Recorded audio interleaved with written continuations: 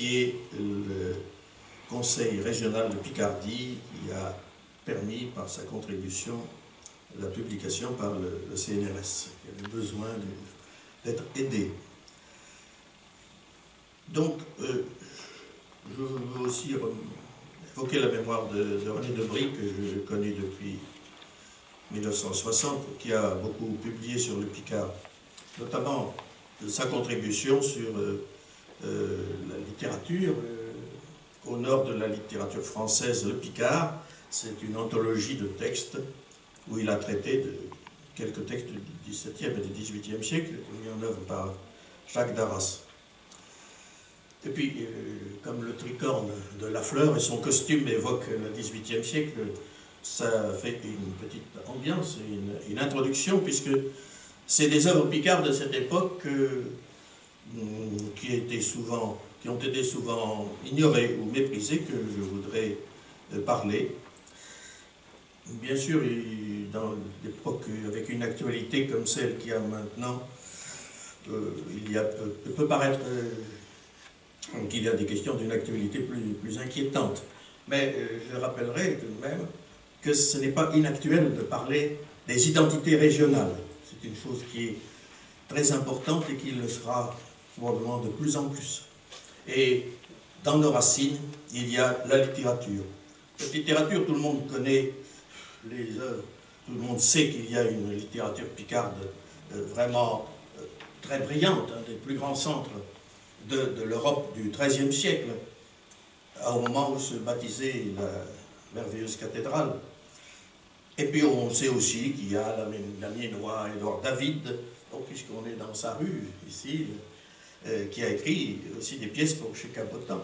Mais alors, entre les deux, c'est pas cette renaissance à partir de 1848, et puis de cette nouvelle renaissance des 70, et puis quel rapport peut-il y avoir avec le Picard du Moyen-Âge? Il faut distinguer la langue et la littérature. La langue est en grande partie la même, il y a une continuité dans l'évolution linguistique, ça paraît évident, mais je ne veux pas le détailler, on ne le connaît que par des témoignages écrits, qu'il faut toujours contrôler par des enquêtes comme celles que nous avons faites pour l'Atlas linguistique Picard. Mais l'histoire de la littérature, ce n'est pas la même chose que l'histoire de la langue. Ce n'est pas comme le titre d'un film, un long fleuve tranquille. On a dit parfois 1000 ans de littérature picarde. C'est flatteur, mais je ne crois pas que ça corresponde exactement à la réalité. C'est ce que je voudrais montrer. Sur la continuité littéraire, je pense qu'il ne faut pas oublier que le Picard a été à peu près abandonné comme média littéraire dès le XIVe siècle. Les inventaires, les archives, les textes, le Picard est à peu près abandonné. Pourquoi? Parce que c'est en français par besoin d'une intercompréhension.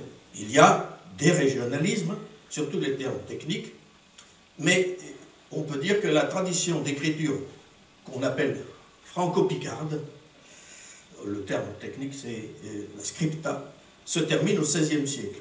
À partir de cette époque, la situation littéraire, je dis bien, pas de la langue, change complètement.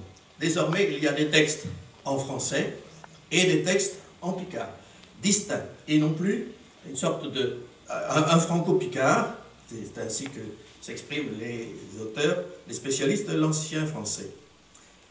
À partir de cette époque, donc, ce n'est pas du tout la même chose. Les écrits d'Édouard David, par exemple, d'Amiens, ou de Desrousseaux à Lille, l'auteur du Petit Quinquin, sont fondés non, tout à fait autrement. C'est sur des usages parlés, locaux, plus ou moins apparentés, et utilisés dans la vie quotidienne.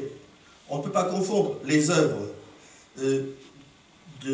qui sont en picard ancien, avec où quelques mots seulement sont en picard, qui forment une sorte de saupoudrage, ou ce qu'on appelle émaillage, c'est-à-dire remplissage par des ornements. C'est un procédé stylistique. Par exemple, un passage de Jean d'Estrées, maître du Puy, c'est-à-dire des concours de poésie d'Amiens, en 1472, contient de nombreux textes picardismes, mais pas dans toute l'œuvre, uniquement dans un passage qui a été publié dans La Forêt Invisible, le livre dont je parlais tout à l'heure, un passage qui est de la fantaisie comique. Tout le reste, c'est du moyen français commun.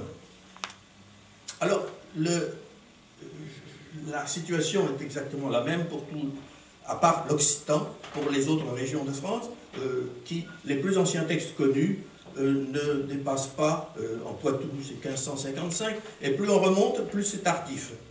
Et chez nous, les plus anciens textes ne dépassent pas, ce n'est qu'à partir du deuxième tiers du XVIIe siècle. Donc, à la notion d'une transition lente, ou presque invisible, il faut plutôt substituer l'idée d'une rupture, d'une scission, qui marque le passage à ce que Jean-Michel Éloi appelait, dans une conférence l'an dernier, une diglossie littéraire. Il y a deux langues, il y a le français d'une part, le picard, et non plus le franco-picard. Cette manifestation des parlers de tous les jours dans la poésie, et conforme à une vieille tradition française, depuis la farce de Patelin, mais il était occasionnel. L'emploi ce qu'on appelle le vernaculaire, devient systématique, et alors là, avec une entrée massive de termes, pendant la période troublée que vivent les provinces septentrionales, à l'époque de Louis XIII à peu près. Ce que Flutre puis Debris ont appelé moyen picard, par une analogie d'ailleurs décalée avec le moyen français, n'est pas autre chose que l'entrée massive dans la littérature régionale, massive, de formes qui n'étaient pas systématiquement employées dans la scripta franco-picarde. Donc plutôt qu'un passage progressif, il y a un changement radical et brusque, une discordance entre la langue et la littérature, et cette idée d'une continuité, je crois que c'est à l'époque romantique qu'elle s'est répandue, puisqu'il n'est pas question de ça au XVIIIe siècle, l'idée selon laquelle les littératures dialectales modernes continueraient les littératures médiévales dans toute la France. Ce sont les romantiques allemands surtout qui ont développé cette idée. Mais je pense que le concept de langue littéraire n'est pas toujours pertinent pour l'histoire de la langue picarde. Et c'est vrai également pour le normand, pour le lorrain, pour la Wallonie. Ce n'est qu'au début du XVIIe siècle, c'est-à-dire de Louis XIII, que le rapport au picard change. Alors pourquoi? Parce que le français, à ce moment-là, s'est resserré. Il a conquis toutes les fonctions qui définissaient la place du latin, il a totalement pris la place du latin. C'est à ce moment qu'apparaît le mot patois, exactement, au sens d'un idiome qui est minorisé et dont la fonction littéraire va différer de celle du français. C'est à ce moment-là qu'apparaît un bloc d'œuvres qui est intentionnellement distancié par rapport au français. Le français est de plus en plus normé et on peut dire la même chose pour la pascaille wallonne. Donc ce n'est pas la langue elle-même qui a changé, c'est le rapport à la langue, et pas partout en même temps. Alors, voici une carte du domaine picard, où j'ai mentionné, c'est un fond de carte de l'Atlas linguistique, les zones où apparaissent des textes picards à partir du XVIIe siècle, en rouge. Il y a Compiègne également, Compiègne, Saint-Quentin, Cambrai, Valenciennes, une chanson de Doulens, un texte dont on est aux environs de Douai, ou plus au nord, peut-être Orchy, on ne sait pas très bien, c'est le discours du curé de Bercy. La plupart des textes viennent du Cambrésis et du Vermandois. La grande majorité. Au contraire, au XVIIIe siècle, la littérature picarde moderne commence et on a de très nombreux textes que nous allons voir sur l'écran, de Lille, d'Amiens, également d'Aville, d'Arras et de Saint-Paul, Saint-Paul-sur-Ternoise.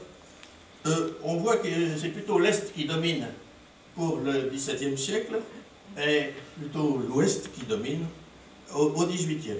Ce serait évidemment lassant pour vous, pas pour moi, mais pour vous surtout, de tout énumérer. Donc je choisis 5 textes pour illustrer 5 caractéristiques de cette littérature du temps où triomphait le français, où triomphait en français Rousseau, La Fontaine, qui était picard pourtant, et je vais procéder par ordre chronologique.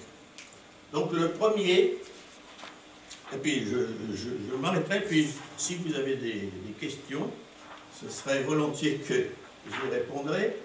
Voilà, le premier de ces textes, il est, comme vous voyez, il a été imprimé à Paris en 1634. C'est l'Ajolmin de Coula et de Miquel. En ce qui concerne la lecture, dont j'ai enseigné pendant très nombreuses années la phonétique historique du français, donc je peux garantir, d'autant que ceci n'est qu'un aide-mémoire. L'écrit, à l'époque, les textes picards, c'est fait pour être dit à haute voix.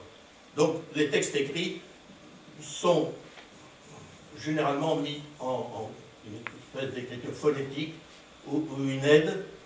Il mélange un peu l'ancienne orthographe, l'orthographe nouvelle, la phonétique, mais j'essaie de les dire à 90%. C'est au moins une prononciation qui a existé, mais il peut y avoir beaucoup de variations.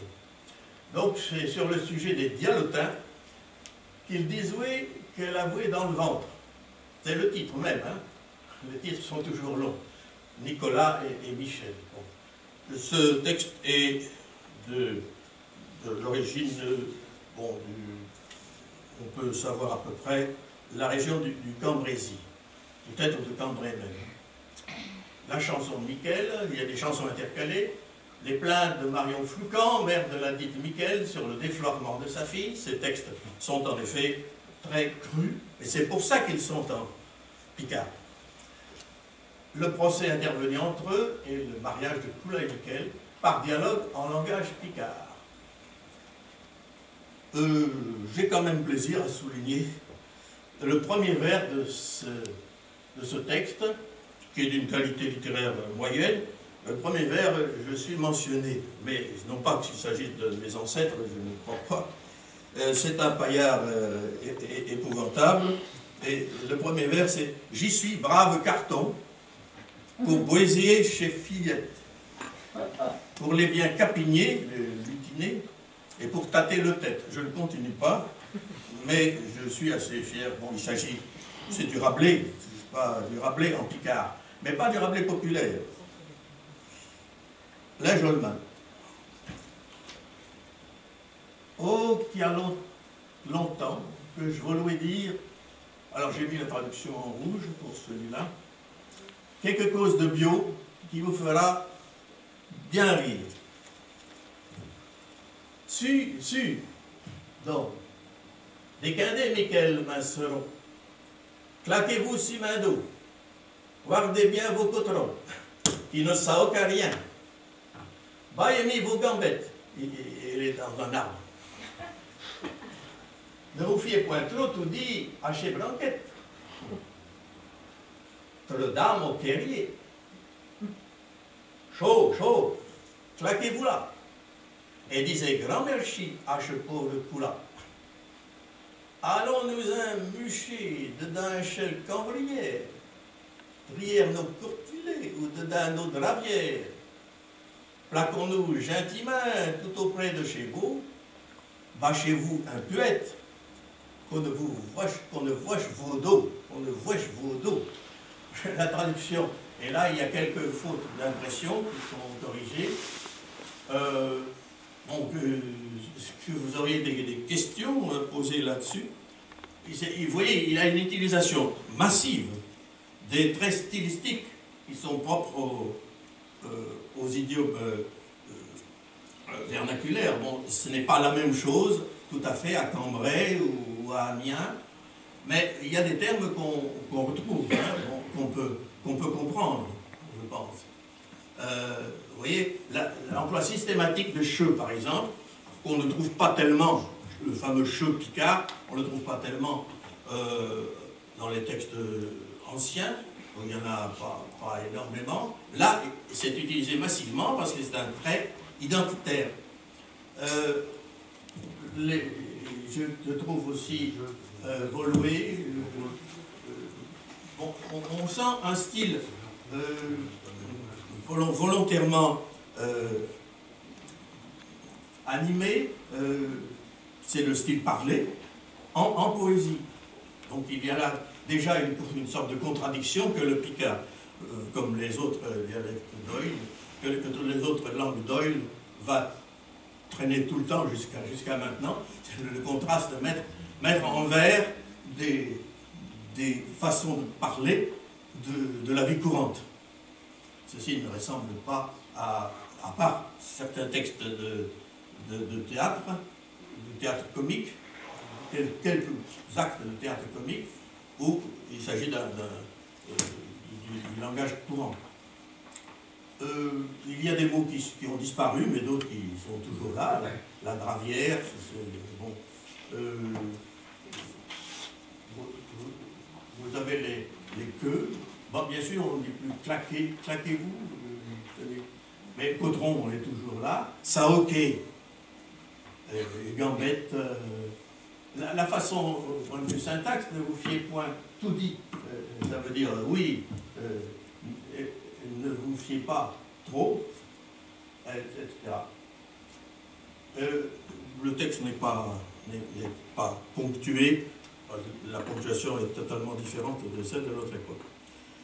Je pense que pour utiliser comme cela les effets stylistiques, il fallait qu'on soit conscient de la diversité de résonance du français et du picard. Autrement, ce ne serait pas drôle. Et ça ne peut être que dans un milieu bilingue que ça se passe. Alors, l'auteur est anonyme. C'est très compréhensible. C'est évidemment un lettré. Ce n'est pas du tout populaire. C'est un lettré qui s'amuse parce qu'il se divertit, parce qu'il peut faire, en picard, des écarts de langage.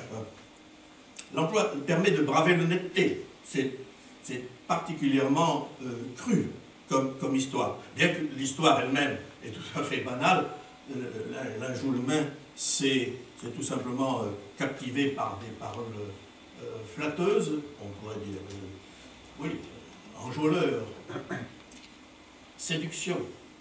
Mais on ne recule pas du tout devant la description de l'acte sexuel, au contraire. Tout cela, c'est parce que le français perse ne peut plus le faire, alors donc on le fait en picard. Et il n'est pas fortuit que 1634, ça correspond à un entrée avec la fondation de l'Académie française, 1635, par Richelieu, mais Conrart et d'autres se réunissaient déjà depuis 1629 et discutaient de la pureté, d'une pureté accrue de la langue française. Mais là, à partir de ce moment-là, c'est comme ça et pas autrement, avec Richelieu. Alors, la fondation de l'Académie française coïncide avec l'essor de la poésie picarde et avec aussi les remarques de Vaugelas, 1647. Et c'est à partir de cette date, le deuxième tiers du XVIIe siècle, que va émerger une nouvelle littérature qui est favorisée par la vogue du burlesque. On pense toujours, en littérature, à l'école, on pense toujours les classiques et les romantiques. On oublie qu'il y a eu un âge, c'est justement de cette époque-là, c'est le baroque.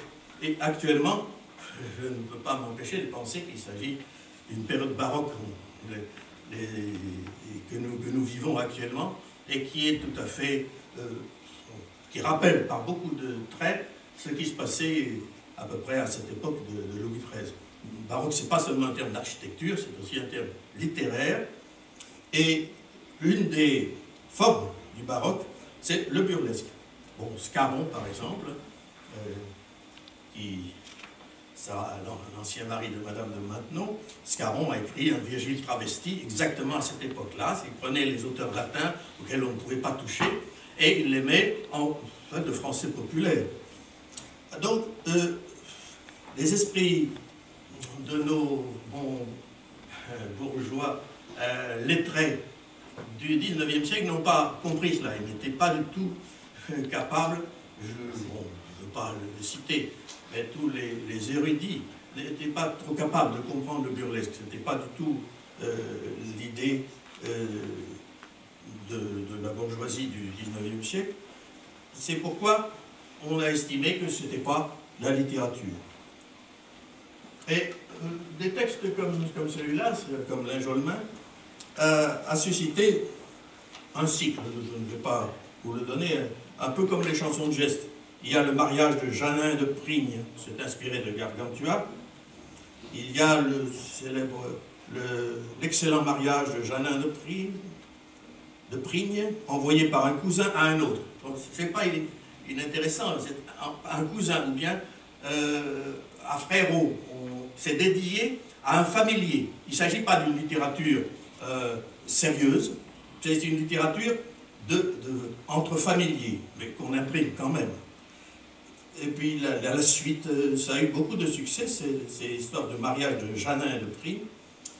En général, les genres sont des gens qui ont été jugés corrompus par la Pléiade. Donc, tous les genres qu'on appellera à cette époque bas, la littérature basse. Elle se fera en langue normand, on en a pas mal, en lorrain, en picard, des chansons, des coq-à-l'âne, des monologues comiques, des fables aussi, des satires, le sermon joyeux. Par exemple, le discours du curé de Bercy, qui est sans doute vers Orchy, on ne peut pas le localiser, fait à ses paroissiens en langue picarde de 1635. Et il y a une postérité, il y en a 5 ou 6, il y en a un fait par Brûle-Maison, il y a aussi René de Brie a retrouvé le sermon de curé d'Archères, qui découle tout d'un même modèle. Il y a aussi une chanson de Béoudi, qui reprend un vieux thème de la Renaissance, dans la région de Doullens.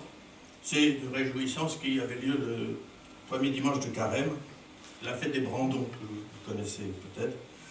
Et ces textes sont parfois aussi assez lestes, parce qu'ils peuvent être en picard, parce qu'ils sont en picard, parce qu'ils sont lestes. Entour des arbres, j'ai t'emballé, Jeannet ressemellera, main solée, Ouida ma querette, etc. Votre soleil j'y referai, bon, métaphore écriarde et charmante. Et ce thème du bal champêtre va servir à d'innombrables chansons. Par exemple, un abbé Poudret de la cour, à Douai par exemple, reprendra toujours le même thème. Mais à la fête sous l'ormiot, oui, dansant avec les fillettes, il s'en passe de belles, et quand nous faisions des sauts, nos chemises étaient trop courtes, on voyait nos affutiaux, etc. Bon, vous voyez, c'est un peu... Tout cela a été publié, mais avec expurgé. Je pourrais appeler cette première période la persistance de l'esprit de la Renaissance. Une deuxième période sera, on pourrait dire, les amusements de lettrés. Voici par exemple un texte qui est le meilleur de ceux que nous ayons au XVIIe siècle. Véritable discours d'un logement de gendarmes, c'est-à-dire des hommes armés, dans la ville de Ham, avec une chanson en vers picard, par Ed Legras, bourgeois du diable. Bien sûr, on n'a jamais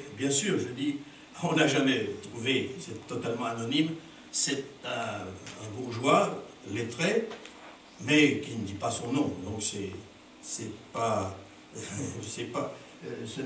à Ham, c'est probablement Ham, mais le lieu, bon, c'est une histoire totalement inventée.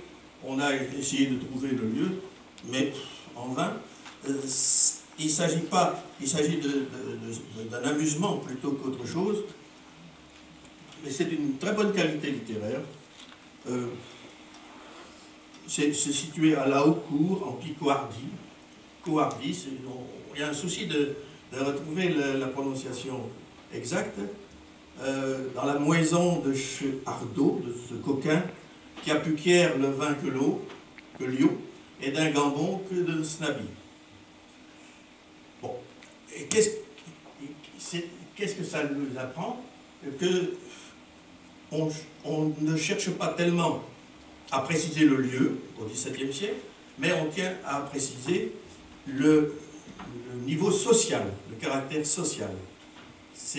Le Picard, c'est une différenciation sociale. Et le bourgeois est justement le lettré, et qui comprend, qui parle probablement le Picard couramment, et qui lit aussi le français et le latin, se trouve un peu entre deux mondes, et ça plaît beaucoup.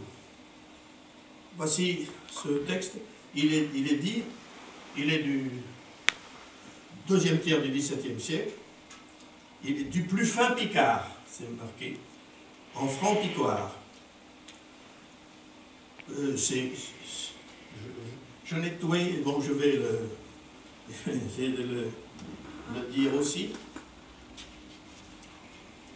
Peut-être avez-vous des difficultés à le comprendre, je ne sais pas. Je n'ai trouvé ouer loin, j'ai trouvé dedans nos loges. Je ne vais pas demander de traduire, on n'est pas à la fac. J'étais ouer loin, je n'étais pas très loin. J'ai trouvé dedans nos loges, dans notre logis. Quand jouis, qu'un disoué. Ça va, hein, vous suivez, non? Chaud. Là, il ne met pas chaud comme l'autre, mais assa ou allons, ça veut dire allons. Chez Chicanologe, c'est les soldats qui parlent. C'est ici qu'on a un billet de logement. Tôt, ça veut dire vite. Pour nous faire honneur, broutez bien tout d'alloué. Pour nous faire honneur, mettez bien tout comme il faut. Nous voulons mourir au service du loué. Alors, ce sont des soldats qui se disent au service du roi, qui donnent leur vie pour le service du roi. Bien entendu, ce n'est pas pour ça qu'ils vont se loger. Alors, le bourgeois demande « De qui jeune êtes-vous, monsieur ?» Ça dit nos dames, c'est la dame qui parle. C'est-à-dire de quel corps de troupe faites-vous partie, monsieur? Qu'elle a dit Notre-Dame. Ils répondent, de son genre, sont-ils dit, on voit là le style parlé, de monsieur le vidame. Il s'agit du vidame d'Amiens, c'est-à-dire du duc de Chaulnes. Chaulnes, ça dit quelque chose à cette période, mais je crois qu'il n'y a pas de rapport avec un aéroport. Le duc de Chaulnes était en effet le représentant temporel de l'évêque. C'est lui qui commandait les troupes. Nous songeons de monsieur le vidame. Mordambieux, c'est le juron des soldats. Chelaé, c'est la vérité. Ne faut point dire un. Il y a un ton, d'une vivacité. Il ne faut pas dire, il ne faut pas discuter, il ne faut pas épiloguer, il ne faut pas faire semblant de tousser. Il ne faut point dire un. Nous sommes envoyés pour contreguarder c'est-à-dire âme. On est envoyé ici pour protéger, pour garder contre la ville de Ham. Pourquoi sans pu joquer, c'est quand même un terme encore bien connu, hein, sans attendre davantage, ouvrez vos lui un hâte. L'orthographe peut peut-être vous surprendre, mais il faut se souvenir que c'est fait pour être dit, ce n'est qu'un aide-mémoire.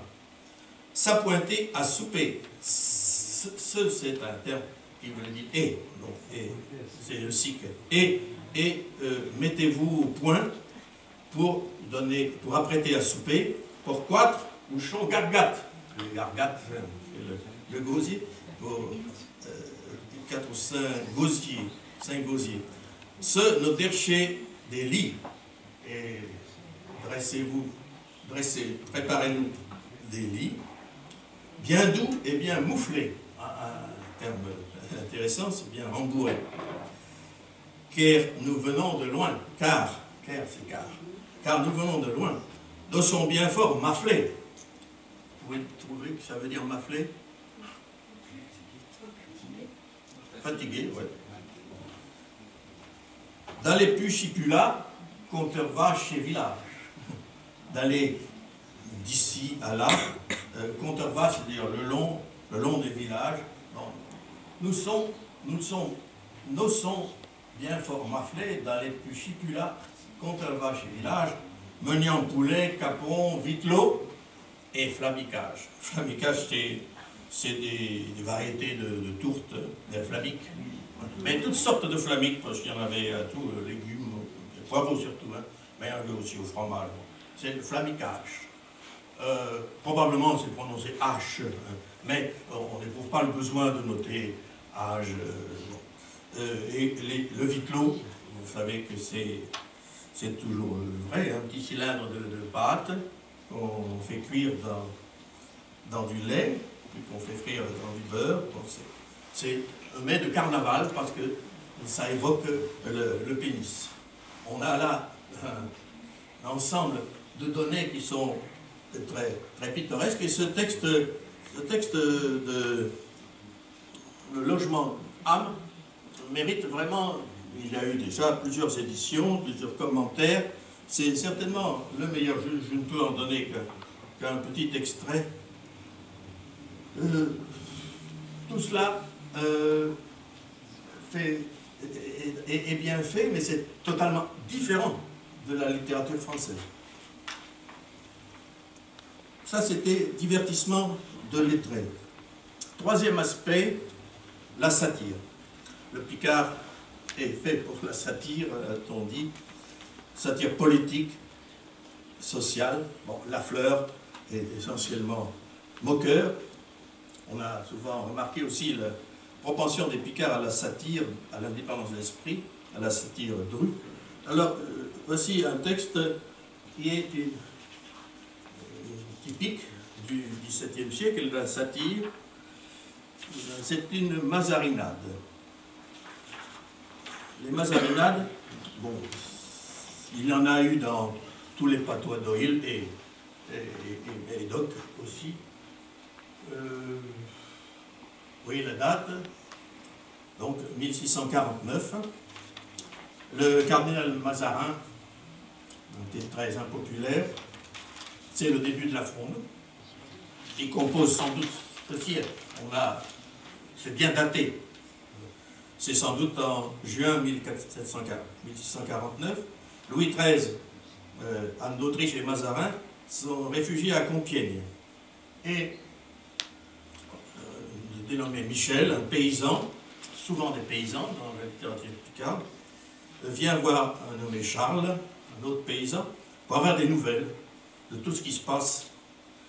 Et justement, le fils de Charles, qui s'appelle Guillaume, vient rentrer de Compiègne. Et il raconte ce qu'il a vu avec étonnement. On a là le trait qui se retrouvera presque toujours, le trait de la naïveté. Et il a vu des grands baudets harnachés qu'on vendait sur le marché, etc. Alors, ça a un grand naturel, et comme quelqu'un me le faisait remarquer, c'est pas extrêmement différent de la littérature dialectale du XIXe siècle.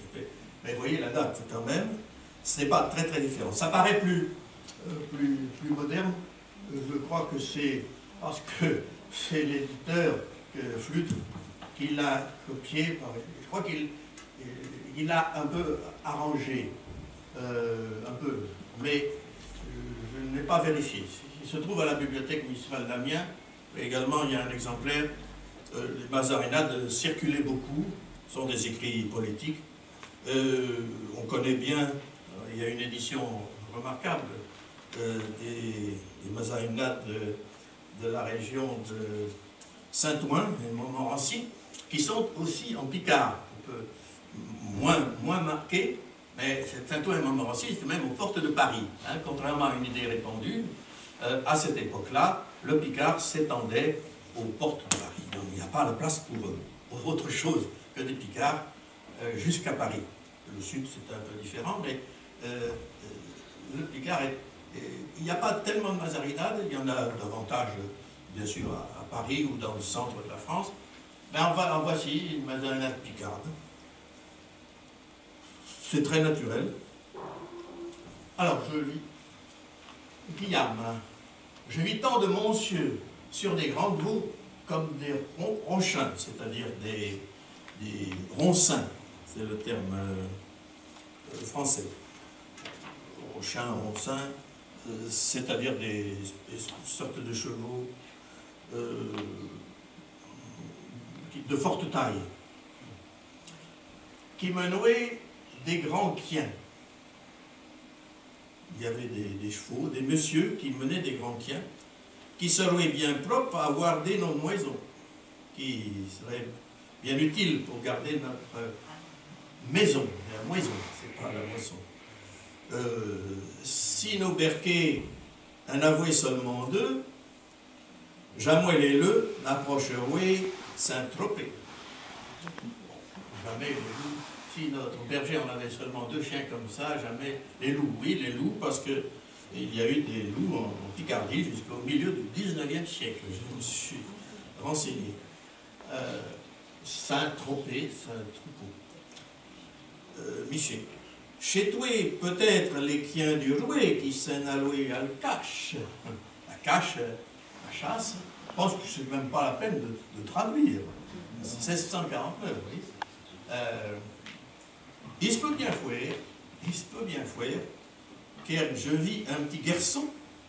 Ah, on attendrait Gershon, vous voyez, c'est pas tout à fait Picard.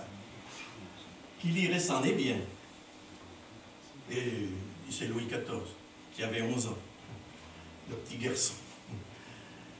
Il est doué en prêt à un gros monsieur habillé de rouge. Le monsieur habillé de rouge, c'est le cardinal. Chez toi, le cardinal est saut. Ce grand saint, voilà, la satire, causa canonisé à Péry. On a des indices sur la prononciation du temps. Et là, que Dieu le veuille mettre bientôt en son paradis, car aussi bien n'apporte-t-il rien de moins en France. Hein, aussi bien. Et il n'apporte, je crois qu'il s'agit de n'apporte-t-il pas. C'est un présent, non pas un passé. Que Dieu veuille le mettre bientôt en paradis, le cardinal. Michel ne le comprend pas, donc on l'aimait bien, compère Charles. Et si, c'est-à-dire, et pourtant, on dit que chez lui qu'il nous ruine. On dit que c'est lui qui nous ruine. Compère, ce n'est point que je l'aime, si je lui souhaite du bien. Je sais que je n'oserais lui souhaiter du mal. Je n'oserais. Bon, c'est sans doute une influence de latin odere. Ce n'est pas une forme très normale. Donc, ici, oui, dans ce dialogue est plein de naturel et apparaît cette idée de naïveté qui va marquer toute la littérature. Quant à la langue, je pense qu'elle n'est pas vraiment très difficile. Si j'ai des questions, je répondrai volontiers, mais ce n'est pas une langue difficile à comprendre. Elle n'est pas très très loin de la nôtre, du Picard actuel. Donc c'est la satire qui sera utilisée aussi dans des sermons détournés à des fins satiriques. Par exemple, la satire d'un curé picard sur les vérités du temps, par le révérend père 3 étoiles, jésuite à Avignon. On situe, vous voyez, toujours la tradition ailleurs, pour ne pas pour garder l'anonymat. C'est pas à Avignon, bien sûr. c'est en 1754, ça a été réimprimé par De Vérité à Ville. Ben, ça utilise le genre du sermon pour fustiger les mœurs du temps de Louis XV de la même façon, et surtout l'ambition des grands. Et puis il y a aussi un auteur que j'ai essayé de réhabiliter, Alexis Maton, un marchand à Lille, sermon d'un capucin qui prédit 100 ans à l'avance la défaite des Anglais au Québec. C'est pas très difficile de le prédire, puisque ça venait de se passer. La bataille près de Québec. Le prône du magistère d'Achicourt, au sud d'Amiens. C'était pour l'annonciation du 25 mars 1789. Voilà un sermon qui est utilisé pour un pamphlet patriote. Il y a l'histoire d'un paysan de Picardie qui allait voir son fils séminariste à Amiens. Encore une satire anonyme contre les mœurs relâchées du clergé en 1785. Ou bien à Darras, il y en a énormément, donc la satire. Conversation entre deux citoyens de campagne, 1793. Oui, c'est Grand-Pierre qui revient d'Arras, qui raconte à son curé qu'il n'a rien compris, toujours le même schéma, les changements de calendrier, etc. Bon, puis des événements de polémique locale, par exemple, lettre d'un paysan d'Artois adressée à l'évêque d'Arras pour défendre le curé d'Allington. Donc, il y a une floraison de textes satiriques. Le Picard sert à dire des choses qu'on ne peut pas dire de manière aussi forte en français. Un quatrième aspect serait la parodie. C'est déjà plus avancé, la parodie burlesque. C'est plus tard. Et là, on trouve plutôt l'île. Je disais, plus on va vers le nord, plus il semble que l'émergence des littératures picardes est tardée. Et au Wallon ou le Picard du Nord, Pas-de-Calais, c'est plus tard que le Sud Picard, c'est plus tard que, un peu plus tard que le Lorrain, que le Normand, mais beaucoup plus tard que le Poitevin, etc. Je crois que c'est lié au fait que les pays de la Flandre et les provinces de Picardie ont été rattachées plus tardivement. Donc l'influence les réactions dans la langue vernaculaire ont été plus tardives. Donc la parodie va venir surtout au XVIIIe siècle. Déjà, au XVIIIe, on a déjà l'impression d'une langue qui se parodie elle-même. Ce sont des vers burlesques. Le premier, lillois, j'ai publié, c'était en 1965, les pasquilles, qui est un genre littéraire propre au Wallon et au Picard du Nord, de Brûle-Maison, François Cotigny. Et il y en a 140 pages. Alors, là, dans ces parodies, il imitait l'accent de Tourcoing, un peu comme les gens de la ville se moquent des gens de la campagne. Et les histoires sont innombrables. J'en dis quelques titres. Celui qui a voulu faire sécher au four ses chandelles avec son copon d'étoffe.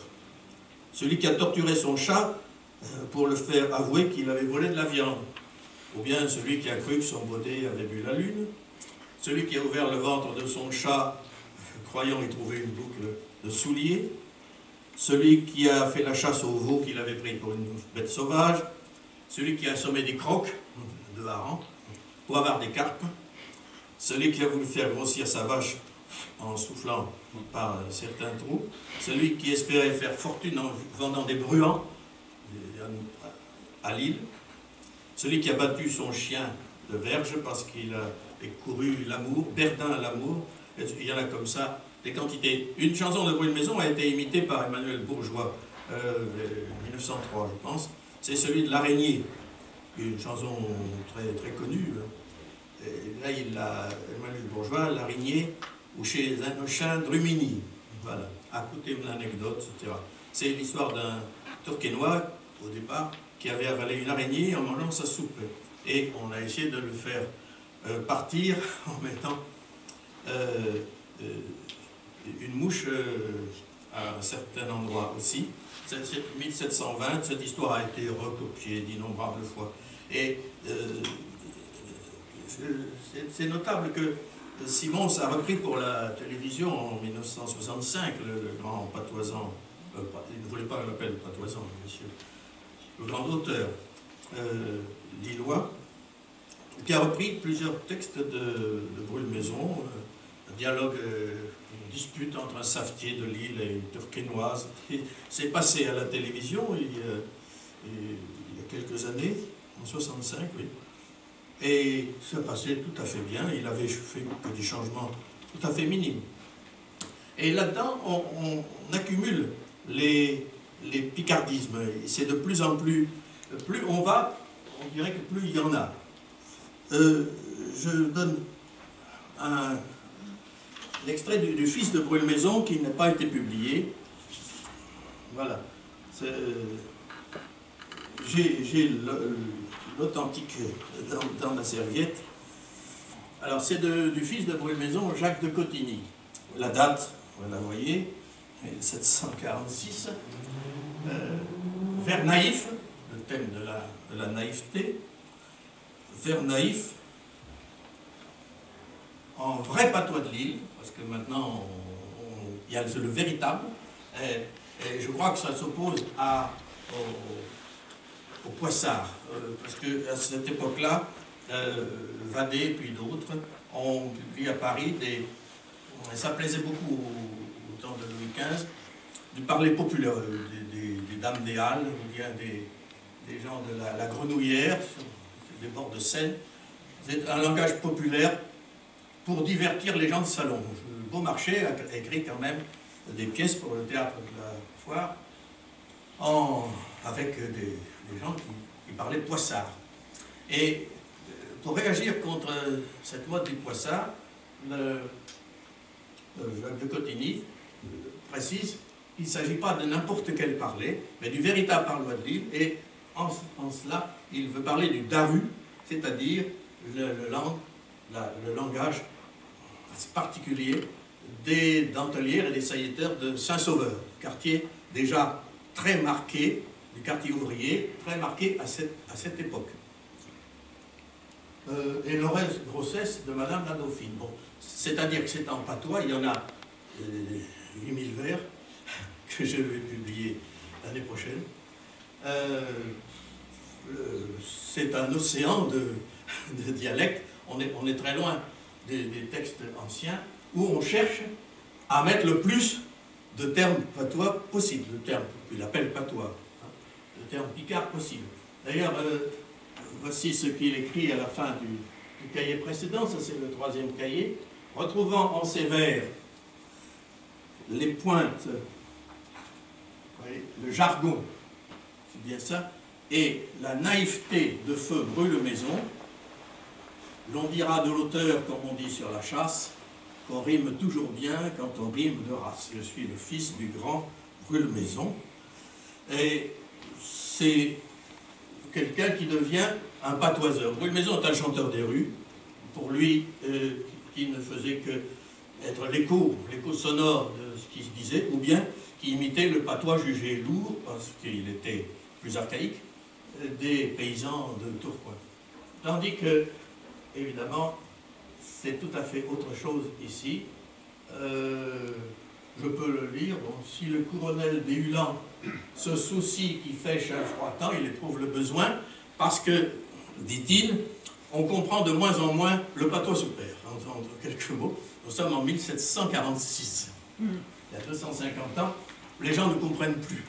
En fait, c'est pas ça, c'est qu'ils voulaient le vendre aussi aux dames de qualité, à la noblesse, etc., et aux bourgeois. C'est pas tellement destiné au peuple, ce type de littérature. Pour siéger, donc, il ne s'occupe pas qu'il fasse mauvais temps, pour siéger et pour faire la guerre, c'est le Picard, Dessus chat, serais-je à rien faire? Je ne peux pas rester à rien faire. J'ai bien fait. Bon, on ne voit pas pourquoi. Il éprouve le besoin de traduire fait. Mais on est dans une autre époque. Et je crois qu'il y a un souci de correspondre mieux à la prononciation. Et il veut dire qu'on ne prononce pas fait, qui est la façon, à cette époque, de dire, mais on prononce avec le « fermé ». J'ai bien fait. Donc il change la graphie pour coller davantage à la prononciation réelle. C'est un vrai patoiseur. C'est le premier. Chez tout diffère pour nos franchouets. Donc le patriotisme, l'île a été conquis par Louis XIV depuis longtemps, mais le sentiment n'était pas encore très francophile. Mais avec Louis XV, avec Fontenoy, c'est le grand amour. Et puis, conseil, allez vous train. Lisez, je comprends, continuez, lisez à votre façon. Il ne faut pas lire tellement par écrit, c'est fait pour être dit. Alors là, c'est assez cocasse, c'est pourquoi je vous l'avais choisi ce passage, il y en a des quantités. C'est une parodie, comme je disais, c'est très important la notion de parodie si on veut comprendre la littérature dialectale. C'est une parodie ici de la période, ce qu'on appelle la période à la Bossuet, avec une série de ce qu'on appelle anaphores, lorsque, là. Alors, c'est une manière de railler l'éloquence creuse, parce qu'ici, c'est quand même pas, c'est pas Rome l'unique objet de mon ressentiment, combien de marins, là, c'est répété parce qu'il y a une intensité de sentiment, tandis qu'ici, rien de tout ça, c'est l'éloquence à creux qui est parodique. Et justement, ça n'a pas été compris, jadis, enfin au siècle dernier, ça n'a pas été compris, on trouvait ça ridicule. Alors que c'est du burlesque. Du temps que le flambeau du monde, je prends prononcer monte, fait de sur nous ce courte ronde, il s'agit, bon, c'est vraiment pas la peine de traduire, je crois, qui est tout pâle et sans couleur, qui n'a ni force ni vigueur, comme voit ingéler les rivières, qu'il faut des candelles pour vire clair, c'est vraiment pittoresque. Que la rondielle, j'ai la suite, que la rondielle et d'autres ogios, ouais, la période continue pendant 16 vers.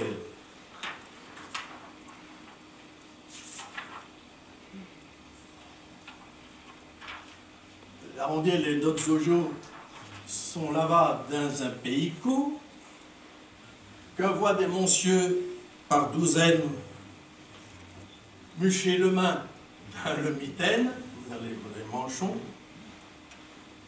C'est parodique, c'est une erreur de prendre cela pour de la c'est naïf, mais faussement naïf. Qui mettent les habits de velours, qu'à 7 heures, que machin faire jour, et c'est toujours des octosyllabes. C'est le vers burlesque, l'octosyllabe. Alexandrin, c'est le vers épique. Alors, qu'à 7 heures et que machin faire jour, on dirait, est-ce que, bon, c'est quand même la date, 1747, c'est vraiment, les patoisans lillois ne s'expriment pas autrement. Maintenant, que les madames et les mamselles lèchent dormir le éventel, on attendrait un S, d'ailleurs un Z, éventail et les éventails, et justement, Jacques de Cotigny en vend dans son magasin, ce qui fait un petit peu de publicité aussi, que les chantinelles, les sodards, les soldats, ont des capotes sur les remparts. Voilà la fin de la protase. Alors c'est la photo. Il a survenu une alerte. Tous nos sodards mettent le guet, nos cavaliers le éperon. Cette absence de Z me dérange. Je ne sais pas pourquoi. Et il quitte le garnison. Le sodard suit un capitaine sans savoir le duc qu'elle mène, veillant tous en aller un saint, un Dijon, chez pour Stinguin. Parce que OIT, j'ai des preuves que parfois il écrit OT. C'était des OIT, continue à être écrit à la manière ancienne, l'orthographe de l'époque, mais on le prononce O, à Lille du moins. Sans doute, avant le prendre de lui, toucha marcher pour tromper l'ennemi. Il y en a comme ça des quantités. Si je dis que c'est un bon commerçant, voilà encore une suite que j'ai mis, avant de passer à un auteur contemporain d'Amiens,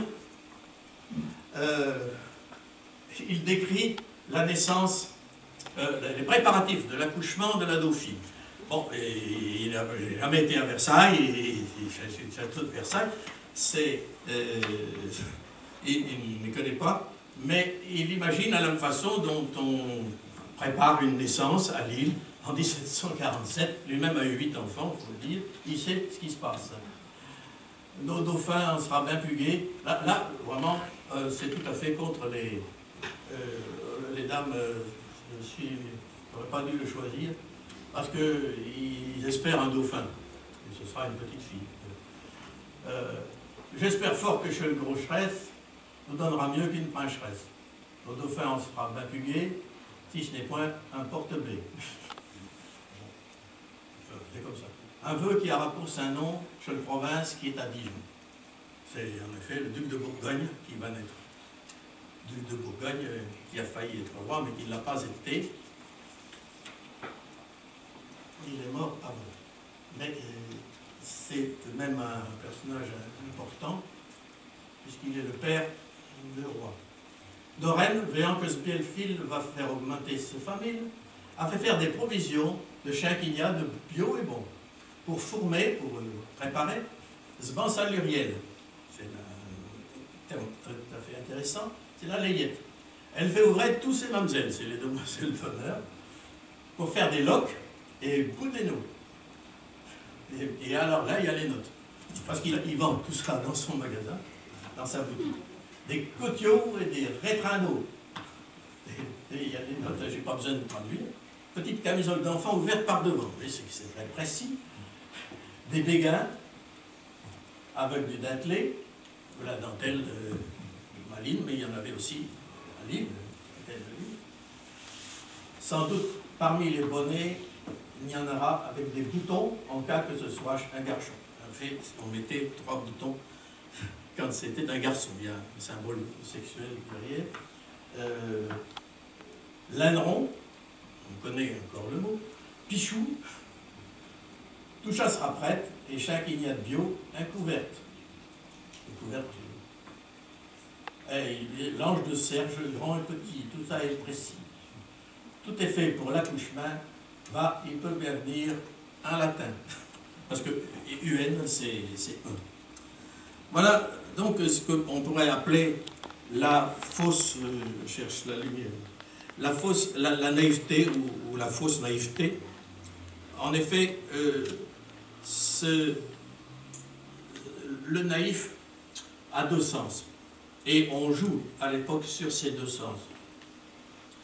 Bien sûr, nativus en latin ou naiu, c'est apprendre dans le sens d'un enfant qui vient de naître, un natif tout frais venu au monde, qui s'émerveille de tout, et tout étonne, mais peu après, à la fin du siècle, ça prend un sens péjoratif, c'est-à-dire qui est crédule, et c'est ce 2e sens qui prédomine dans la littérature picarde. On lui donne un sens, on joue sur l'ambiguïté du terme. Alors ça, c'est des verbes naïfs, au sens à la fois de quelqu'un qui voit les choses d'un œil neuf, on pourrait dire, et aussi de quelqu'un qui est un peu trop crédule, qui trouve tout ça extraordinaire, tout ce qui se passe à la cour, c'est merveilleux. Alors, je pense qu'on n'a pas à dire davantage là-dessus. La naïveté est une naïveté feinte, une naïveté, on pourrait dire, littéraire. Un dernier, 5e et dernier aspect, ce sont les pièces de circonstance qui se sont beaucoup développées dans la littérature picarde et toujours en style naïf. Et il y a un parallélisme que je crois personne n'a remarqué entre Amiens et Lille à ce propos au milieu du XVIIIe siècle. Il y a à Amiens un dénommé François Thuillier. pas si ça dit quelque chose, dit Jacquet. C'est tous les patoiseurs ou chanteurs de rue avaient un sobriquet, comme les militaires, aussi comme les comédiens. Bon, Capitaine Fracasse, également la Tulipe, etc., Votre Bon Cœur.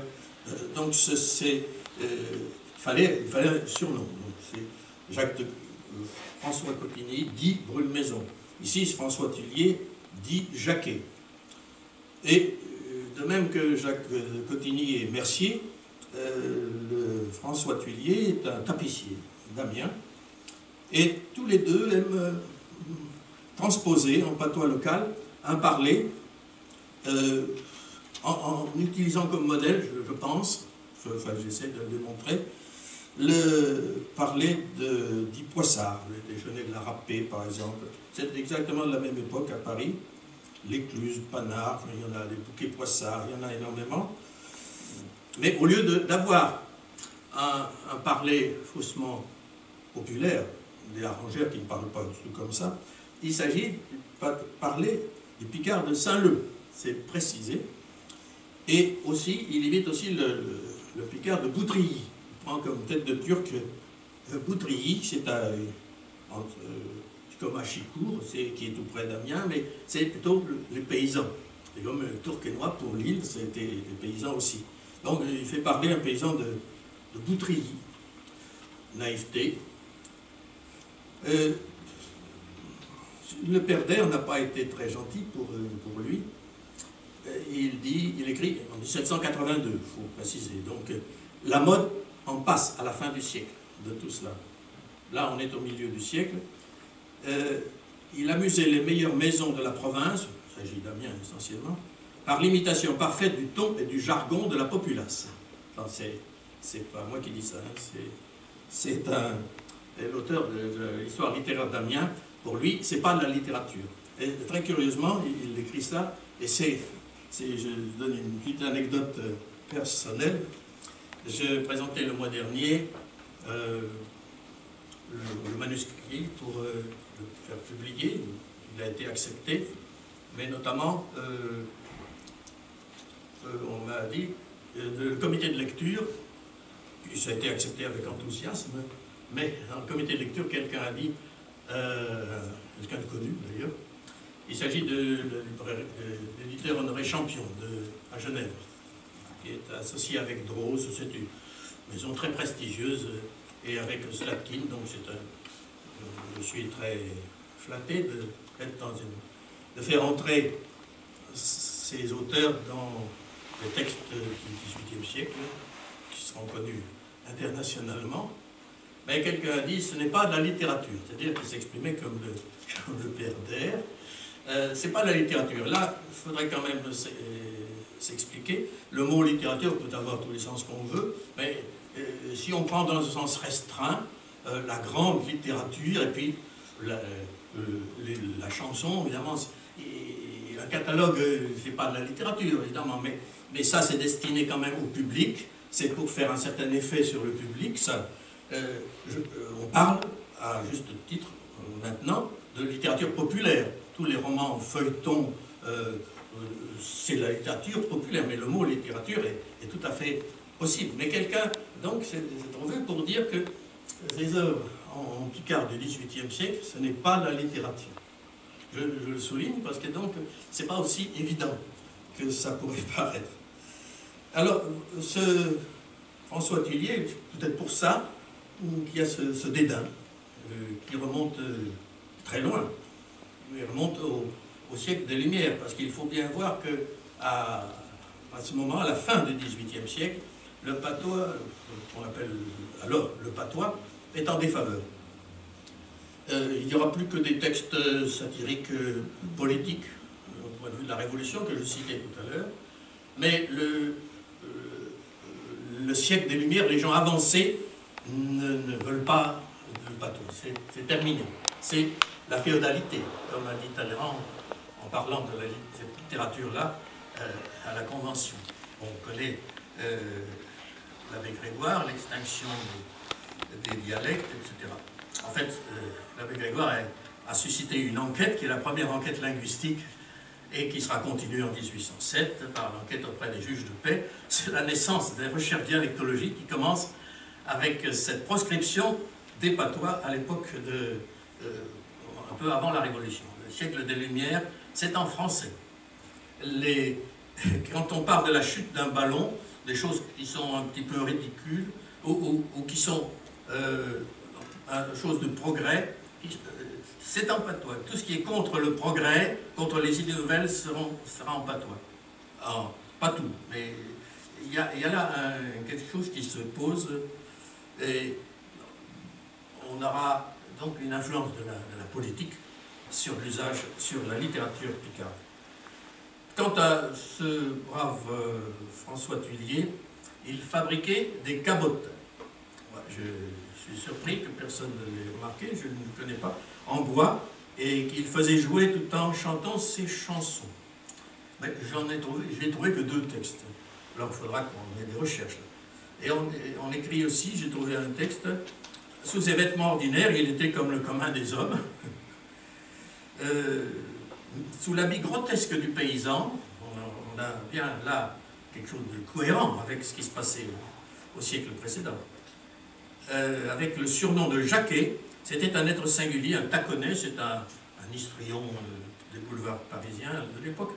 Les naïvetés les plus risibles sortaient de sa bouche et ses gestes auraient déridé les philosophes les plus sombres.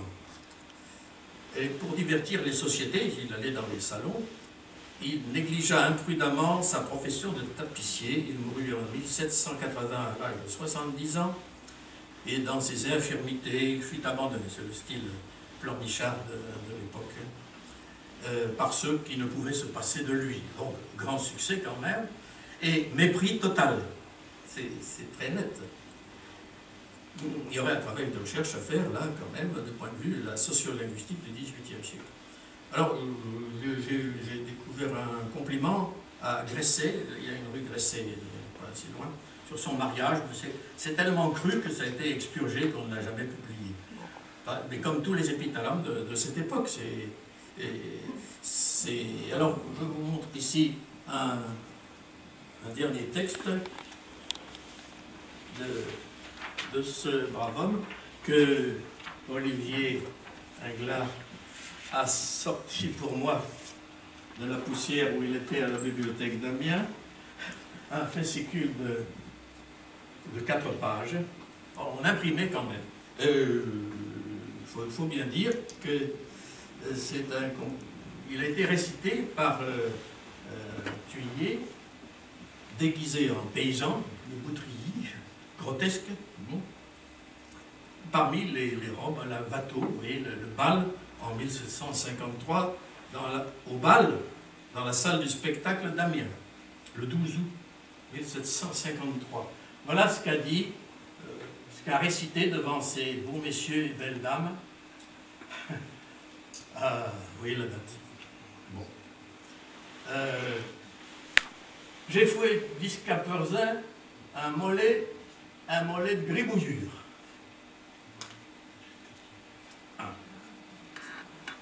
Le mollet, ça doit vous dire quelque chose quand même. Bon, gribouillure. Ah, mais je vais interroger, je vais faire comme à la fac. Gribouillure est un mot forgé, c'est un mot burlesque. Les burlesques fabriquaient des mots comiques. C'est forgé sans doute sur grimoire, gribouillage.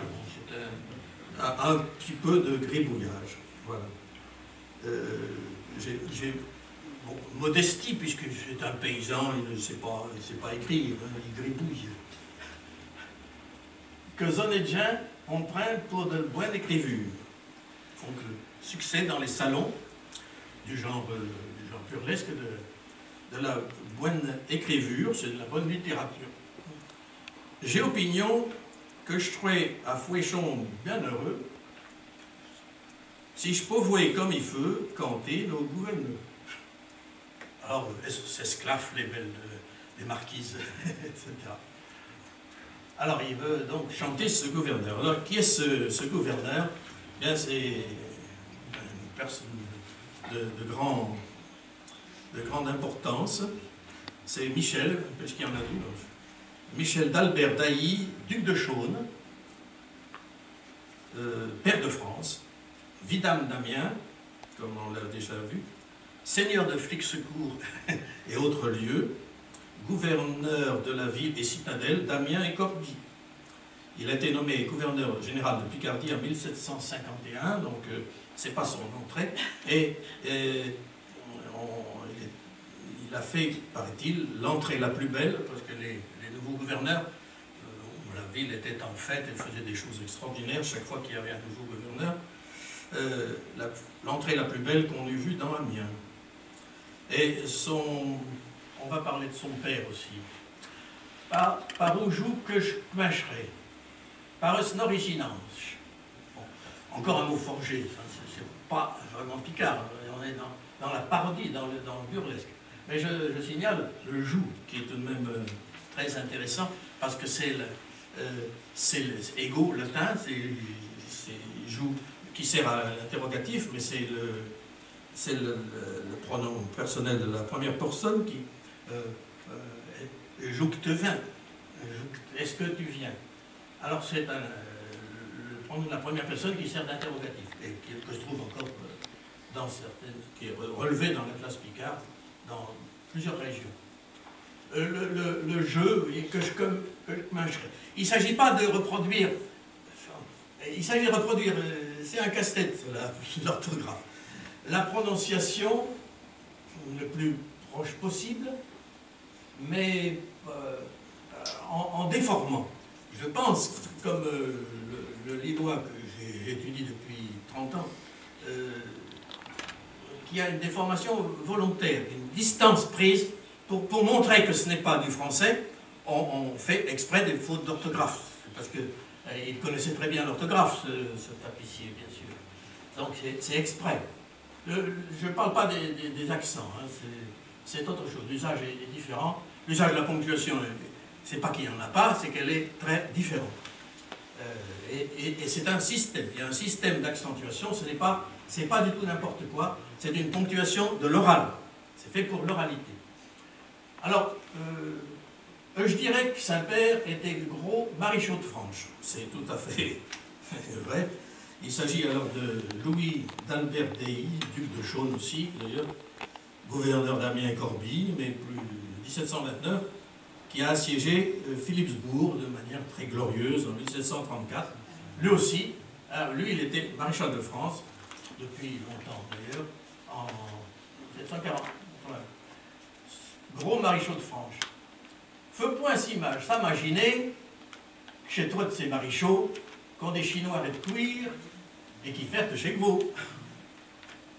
C'est bon, c'est la naïveté, donc c'est le maréchal Ferrand à la campagne, le chinois, c'est peut-être le mot, hein, c'est le chai noir de ceux qui seignent, c'est l'heure du sein. Nous, fouet, je n'ai point d'échelon, de chélo. Je pense que c'est chélo. Chez ceux qui vont à la guerre, qui crient tu assemble de quartier de Bailteway. Ceux qui vont, les maréchaux qui vont à la guerre, qui crient, je ne sais pas si les maréchaux crient comme ça à la bataille, tu, ce sont des exclamations, assemble, et qui ne font guerre de quartier. L'inversion, bon, c'est du parler dit paysan, qui fait aussi des inversions à la manière littéraire. C'est un sacré mélange et c'est pas très facile à commenter. C'est pas ces cheux, le cheux comitant de chez Caen font couquer chez Sodard. On avait vu Sodard à Lille, c'est les soldats, et ici c'est les Sodats, donc c'est bien la prononciation amiénoise. Ceux qui font coucher les soldats dans les champs, avant les batailles, sans les faire bachiner. Et évidemment, on ne leur fait pas bassiner le lit, on ne met pas une bassinoire dans leur lit, ils couchent par terre. Et on fait coucher chez Sodard dans les lits de du Mars, on prononçait Mars. Alors voilà, un mélange de mythologie romaine. C'est un mélange extraordinaire, c'est typique du burlesque.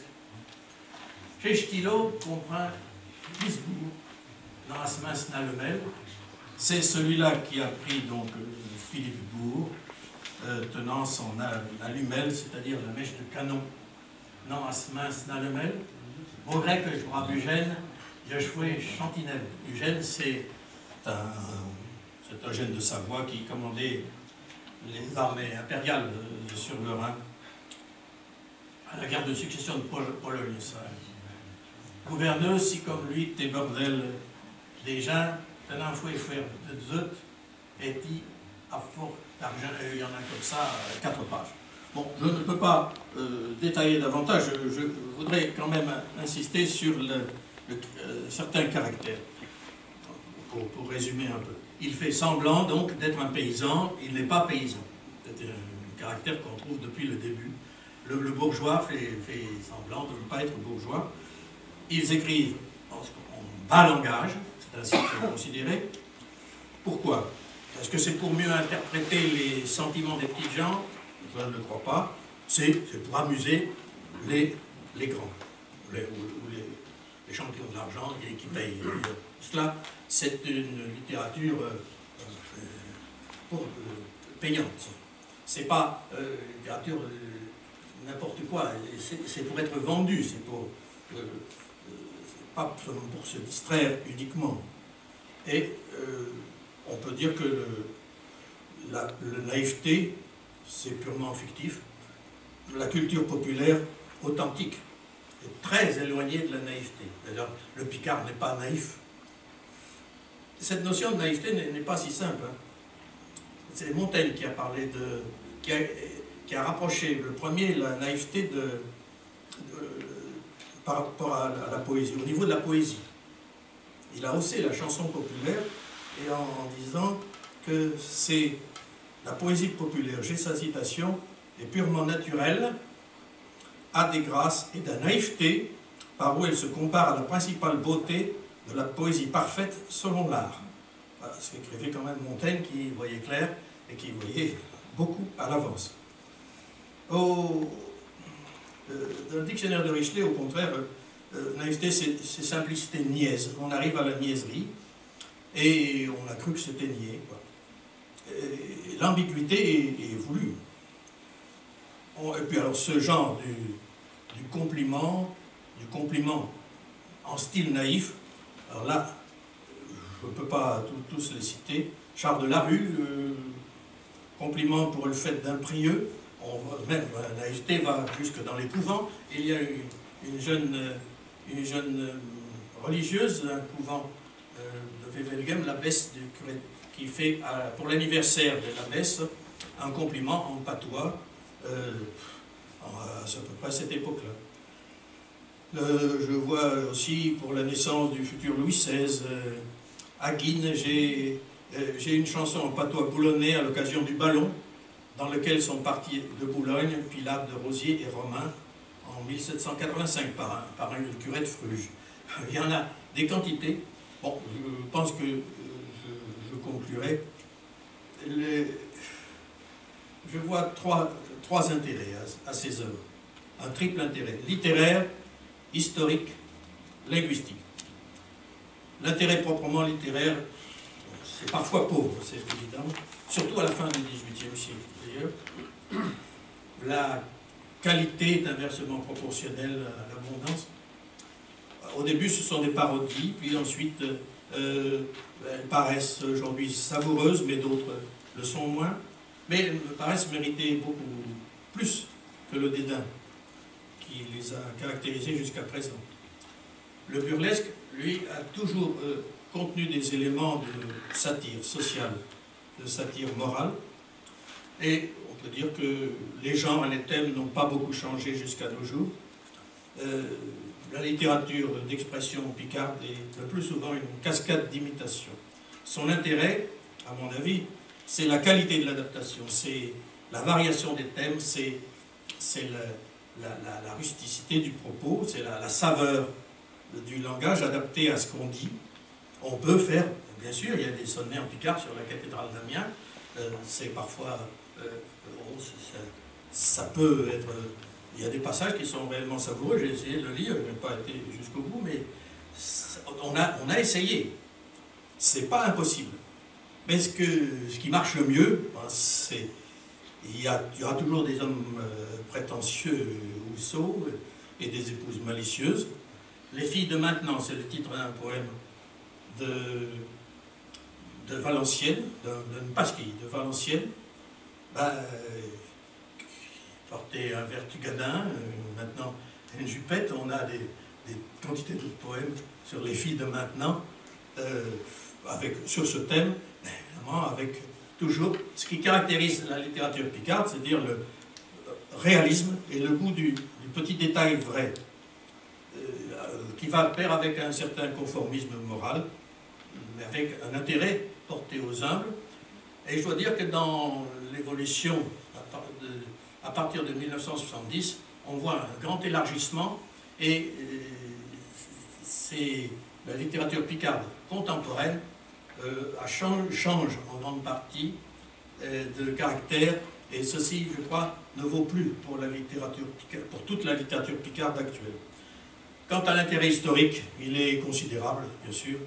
On peut suivre l'évolution du sentiment des Picards à l'égard de la France, des gouverneurs, des soldats.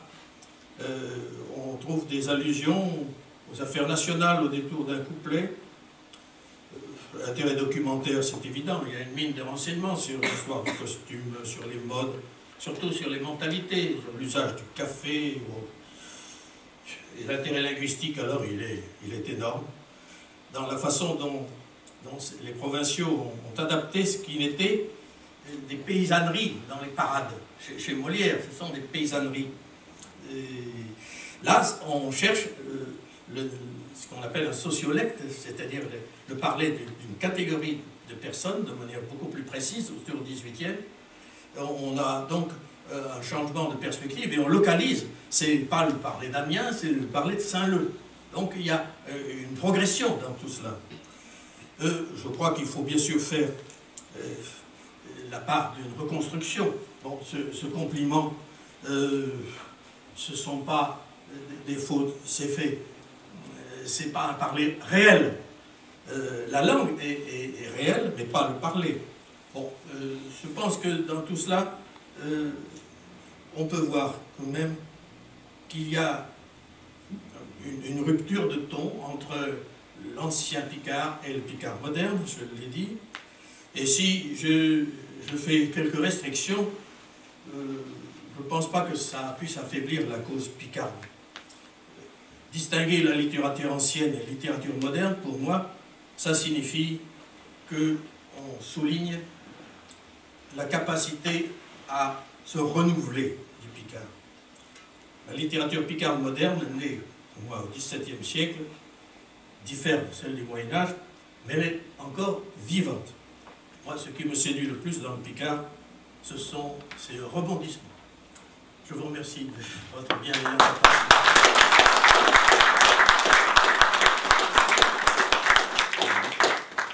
Je suis prêt à répondre, si je peux, à tout ce qui pourrait être demandé.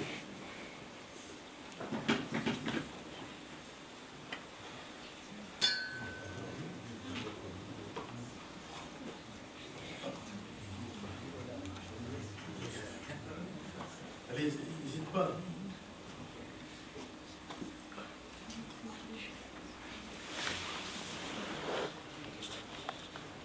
Pardon? Ah, la barrière. Oh, il y a quelqu'un qui pourrait répondre du tout. Il y a deux sens. Ici, il s'agit de la chaîne. C'est le mélange de poids, de veste, pour la nourriture des esprits. Donc, de l'idée de mélange, on est passé à l'idée d'un parler mélangé. C'est ça, parler? C'est ça. Alors, ici, c'est ça, la barrière. Mais le sens ici, dans le texte, c'était pas... On se cache là-dedans. Tu veux dire quelque chose? Bon.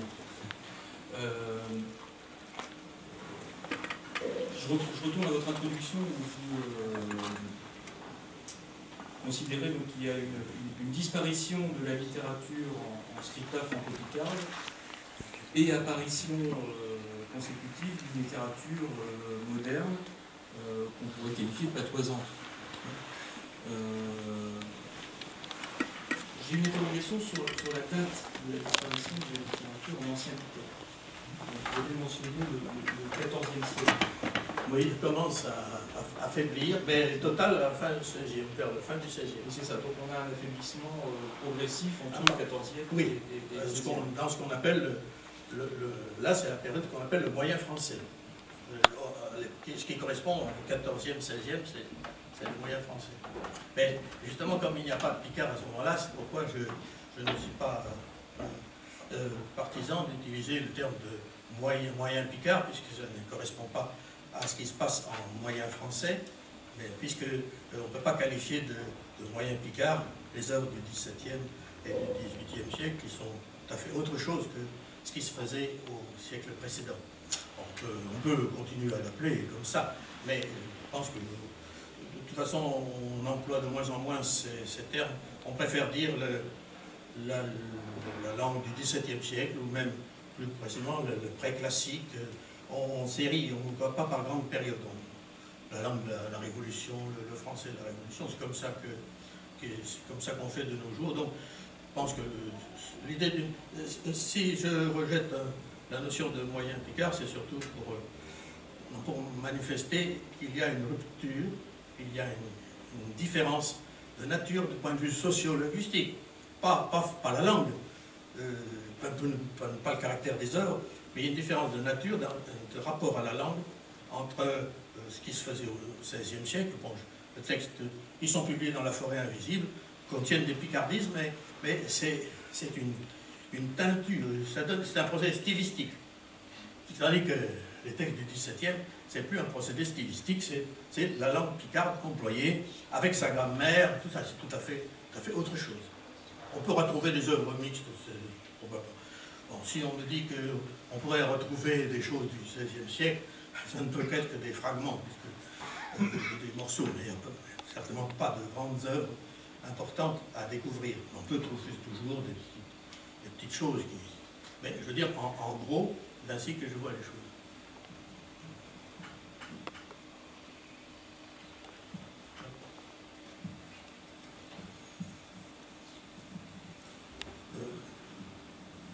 Il n'y a personne qui se...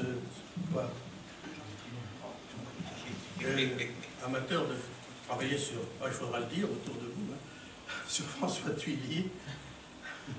Bon, il y a quelque chose de pardon. Vous avez une allemelle là-bas. Oui, oui. Ça n'est pas une lame? Non. Oui. Alors, il tient l'allemelle. Non, non. C'est... je rattache ici, oui. Je rattache à l'allemelle, c'est le nom en ancien français de la mèche, une mèche de canon. Alors, non, on ne voit pas ce qu'une lame ferait. Non. Et c'est-à-dire que le maréchal est considéré, selon les gravures, oui, comme les gravures populaires, le chef de guerre est en train de mettre le feu à un canon, donc il tient une allumette. Mais parce que chez nous, allumette, c'est une lame. Oui. Mais c'est un couteau, mais on ne voit pas allumette. Bien sûr, c'est peut-être le même mot, hein, mais ici, ça signifie une mèche. Hein, une mèche. Le terme allumette est connu en ancien français, en ancien français. Alors il est, oui, on a une langue, chose qu'on trouverait, une langue qui avec sa grammaire, les subjonctifs sont bien, le se, c'est bien à ce main, c'est l'ancien Picard.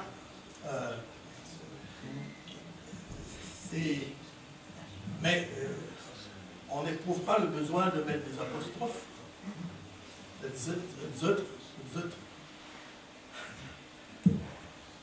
Bon, pourquoi les maréchaux, on pourrait très bien écrire maréchaux AUX, Pourquoi OT?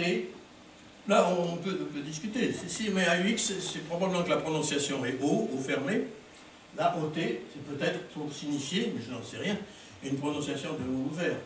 Marichaux, mais je ne c'est pas sûr. C'est peut-être la déformation volontaire, pour ne pas paraître trop français. Voilà. Bien entendu, du point de vue, il y a une étude importante à faire sur la prononciation du temps, sur le lexique, et il y en a des pages et des pages, il y en a d'autres. Ben, on ne peut pas tout dire. Le where s'écrivait avec un W dans d'autres textes que nous avons vus. C'est indifférent. Il s'agit de rendre le plus possible, c'est quasiment phonétique, de rendre le plus possible la prononciation. Le vers n'est pas très beau, et pour arriver à faire liste, qui crite, tu assembles, c'est des alexandrins, c'est le vers épique. Hein. Le vers solennel. Écrit tu assembles de quartier de balle. C'est pas très facile à dire. En 12 syllabes, quelque chose qui est bizarre. Monsieur? Oui, je vous entends discuter longuement de la prononciation du O, de la même façon qu'avant de dire le tout premier texte, vous avez fait une petite mise en garde sur la prononciation de l'époque, etc. Et on sent bien qu'il y a toute une recherche qui est faite là derrière. Ça me fait un petit peu penser au latin qui aujourd'hui est appris par les enfants avec une prononciation différente de celle qu'apprenaient nos parents. C'est sûr, c'est sûr. Et je voulais savoir, je sens que ma question est peut-être trop vaste pour en débattre ce soir, mais pourriez-vous nous donner quelques éléments, des outils dont dispose le chercheur que vous êtes pour essayer de restituer la prononciation? Je pense par exemple aux terminaisons en OIT qu'on retrouve dès qu'on lit des textes en français. Je pense aux fables de La Fontaine, si on les lit dans le texte et non pas dans les versions du 19e, on retrouve ces terminaisons. J'ai entendu dire qu'on doit en jouer également en français. Quels sont les outils dont dispose le chercheur pour restituer tout ça? C'est amusant parce que c'est une question qui m'a été posée au mois de janvier lorsque j'ai eu l'honneur de passer, si on peut dire, à Canal+, dans l'émission de Nulle part ailleurs.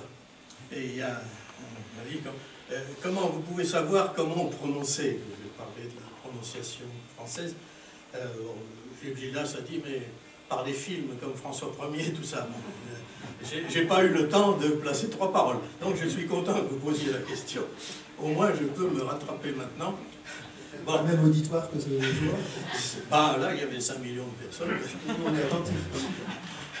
Et je trouve celui-ci plus sympathique que les caméras. Donc voilà, on a de très nombreux critères. D'abord celui, j'ai enseigné la phonétique historique, j'ai fait l'histoire de la prononciation française, et j'ai collaboré à l'histoire de la langue française, dont le dernier tome est paru cette année, à la fin de l'année, oui, cette année, qui va jusqu'à la période de l'an 2000. Alors, on dispose à partir de l'étymon latin, mais ça, il faut une énorme documentation qui se trouve à Nancy, c'est le Trésor de la langue française, c'est le Centre Institut national de la langue française, qui dispose de sources d'à peu près tout ce qui a été écrit là-dessus. On a des chercheurs, à un moment il y a une centaine de chercheurs, et